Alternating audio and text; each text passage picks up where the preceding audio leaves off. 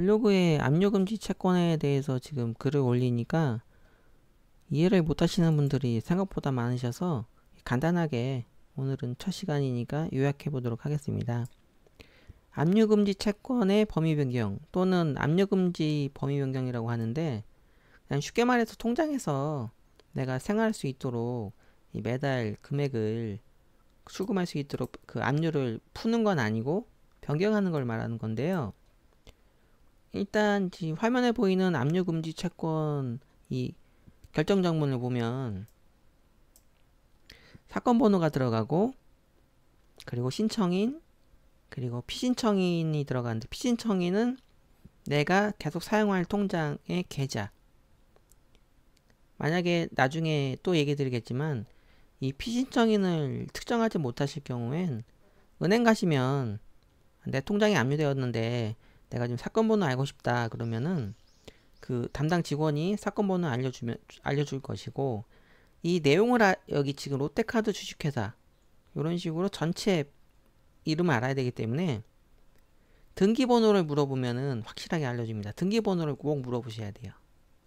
그리고 제3채무자는 이것도 여러분들이 질문하시는데, 한 군데서 압류를 건 경우가 있고, 잘못 알았다. 피신청인 같은 경우가 여러 명일 수가 있고, 그 제3채무자는 우리가 사용하는 그 은행, 내가 앞으로 사용할 은행에 대한 부분이니까 이 부분 은행에 물어보시면 그 등기번호 알려주니까 우리가 인터넷 대법원 등기소 들어가서 법인 들어가서 거기서 발급받으시면 됩니다. 이 부분도 다음에 설명해 드리니까요. 오늘은 간단하게 개념만 이해하시면 되고요.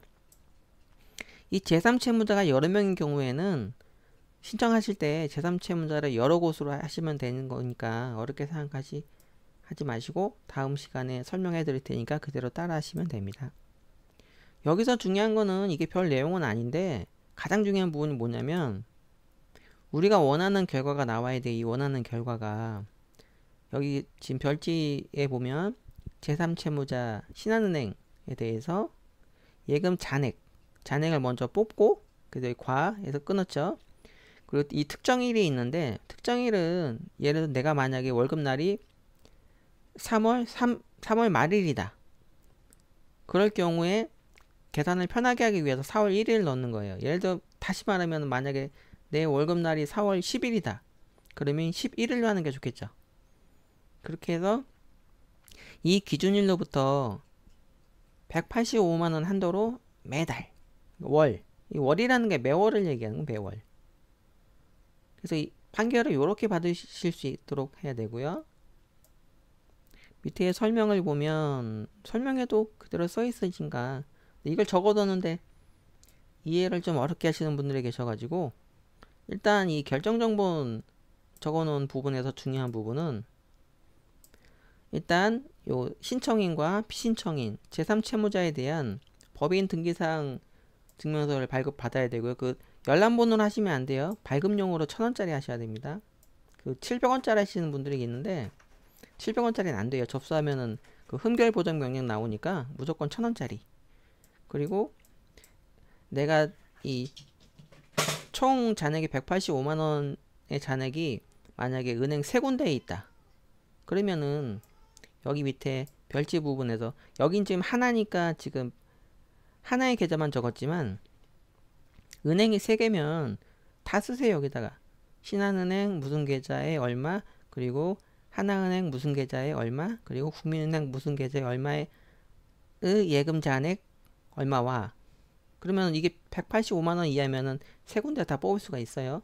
그리고 이후 월 185만원 한도 내에서 입금되었거나 추후 입금되는 금원, 이렇게 적으시는 게 가장 중요한 거니까 요거 헷갈려 하지 마시고요.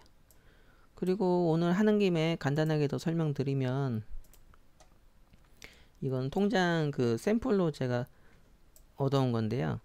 지금 보면은 여기 6월달에 계속 출금하고 있죠. 근데 명칭은 압류 범위 변경. 그리고 7월달에도 출금하고 있죠. 8월달에 출금하고 있죠. 그리고 몇 월달까지 가나 보면 지금 일단은 3개월 뽑는 거 지금 제가 자료 얻어와서 동의를 얻고 한 거라 합법 자료입니다. 이런 식으로 매달 뽑는 거고, 은행 같은 경우는 여기도 설명 써놨지만 기준일로부터 다시 말하지만 기준일로부터 월 1원에서 185만원까지. 그러니까 만약에 내가 4월 1일 기준에 200만원이 들어와 있다. 근데 내가 만약에 실수로 50만원만 뽑았다.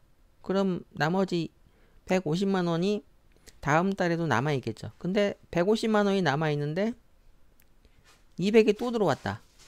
그럼 350이죠. 이런 경우에는 350만원 중에서 185만원을 뺄 수 있으니까 이거 신청하신 분들은 내 기준일로부터 딱 끝나는 날 전에 잔액을 무조건 뽑으셔야 돼요. 왜냐면 쌓인 부분에 대해서는 다시 설명드리지만 통장에 150이 남아있는 상황에서 월급이 200이 들어왔다. 그러면 350이잖아요. 근데 나는 범위 변경을 185만원까지 했으니까 2월 돼서 합쳐지게 되면 나머지 115만원은 뺄 수가 없는 거예요.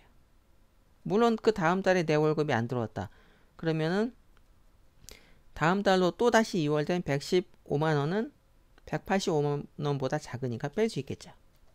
이렇게 이해하시면 되고, 그리고 이걸 하게 되면 단점이 출금이 0원이라 현금, 체크카드 결제, 온라인 결제, 송금 자동이체 안됩니다.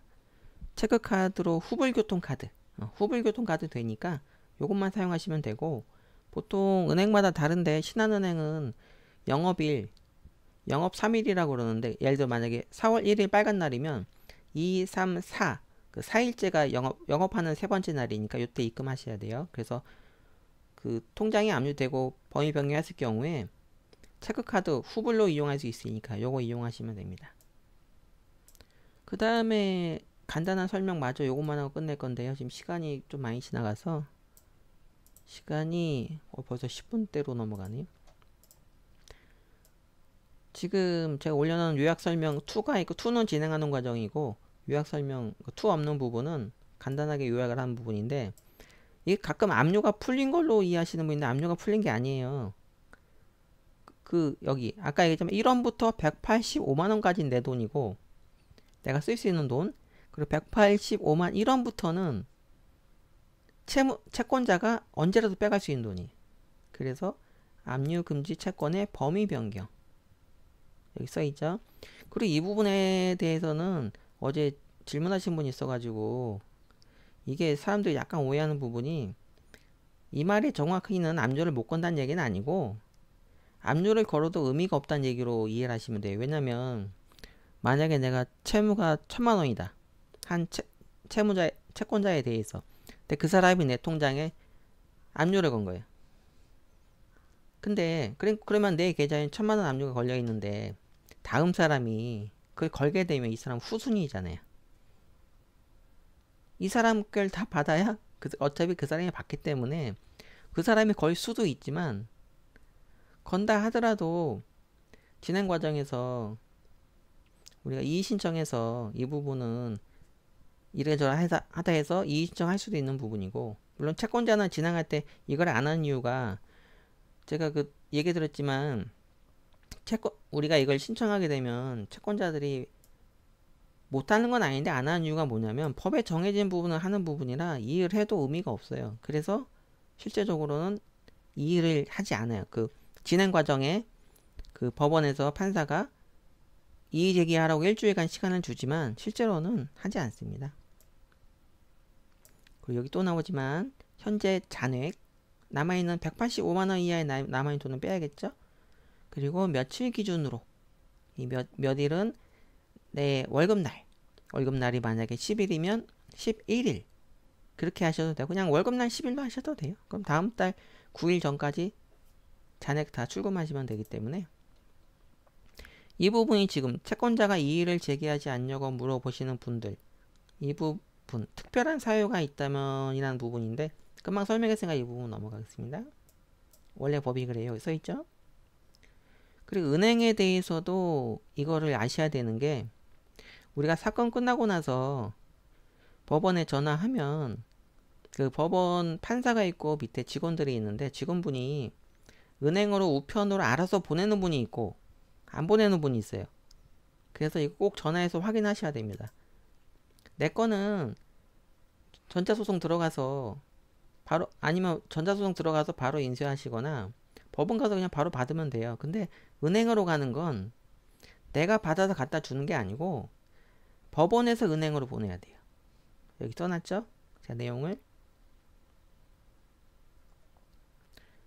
그리고 이 내용을 모르는 은행 직원들이 생각보다 많기 때문에 이 마지막 4번은 꼭 읽어보시고 은행 가셔야 돼요. 왜냐면 은행 가면 직원들 잘 몰라요. 이거 아직은 생각보다 이걸 가서 말씀하시는 분이 별로 없어가지고 은행 직원들도 본사에 물어서 하는 경우가 많기 때문에 요 중요한 부분이 요 마지막 4번 요거 꼭 읽어보신 다음에 진행하시면 됩니다.